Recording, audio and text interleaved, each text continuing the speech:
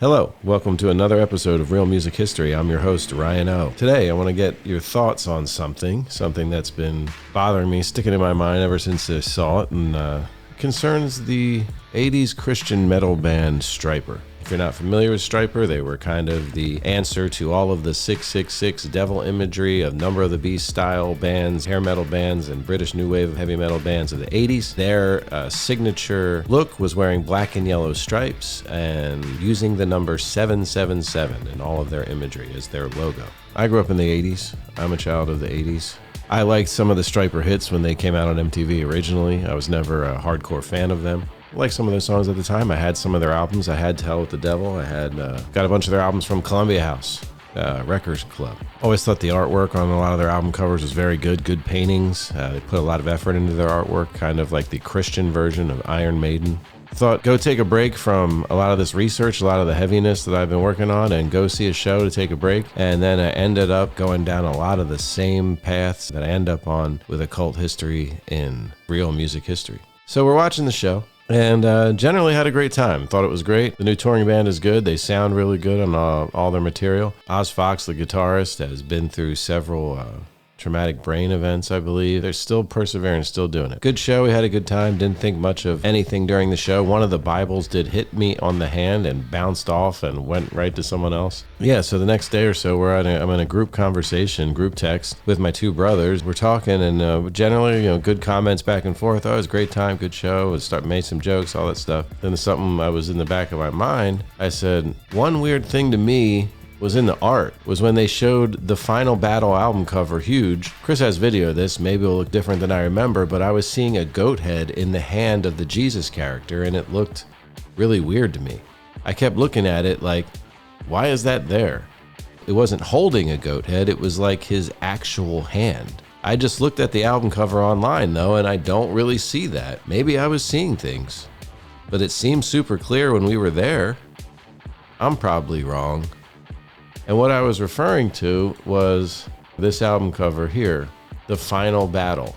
You can see kind of features the band like Four Horsemen of the Apocalypse, looking like pro wrestlers with lightsabers and a very vengeful, almost evil looking Jesus with fire coming out of his eyes. But you can see his hand is prominently raised, kind of the main detail of this album cover. Here, let's look at a closer version. Here, so this hand, you can see it really clearly here. So here's the original, The Final Battle album cover. This is the Jesus character on the white horse coming in with the four horsemen of Stryper behind him. You can see his hand is raised, almost in a peaceful sign, but yet pointing forward. Fire, lightning, power coming out of his eyes. Now, when I was at the show, it looked like his hand was a goat head. So here's when my brother sent a picture from that moment. And he said, it was a goat head, I thought. And there is the picture. This is live during the show. You see them playing live here. Part of the album was projected huge on the screens. Yeah, that's what I thought too. Yep, that's it. That's odd. They added his hand to be a goat head. What the? I saw that pic in Chris's story and thought it was the Rock On devil horns, but that's definitely a goat head. Now here's the video of that moment.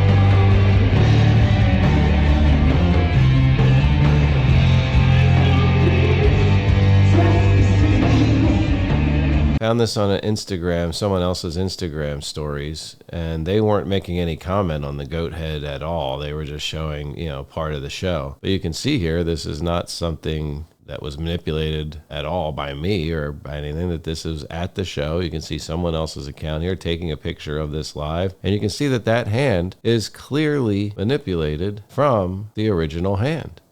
So without getting into any of the occult significance of 777, without getting into the 666, 777 triangle of Kabbalah, without getting into Aleister Crowley's 777 and other Kabbalistic writings, or why Stryper would be playing the opposite side of the Hegelian dialectic role in the spiritual side of heavy metal music, I just want to know one thing. Do you think that this is indeed a goat head, and that Stryper manipulated their artwork to change the hand of Jesus into a head of a goat?